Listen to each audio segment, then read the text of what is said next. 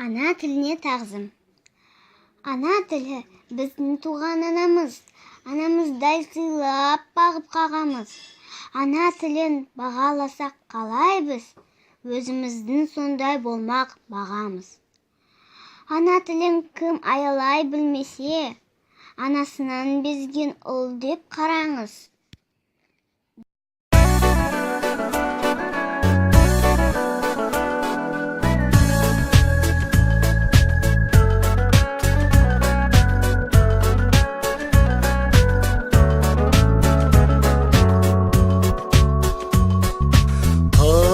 Қорлан, қор қызымдай тамсандырған, естайға әлемде жалған салдырған.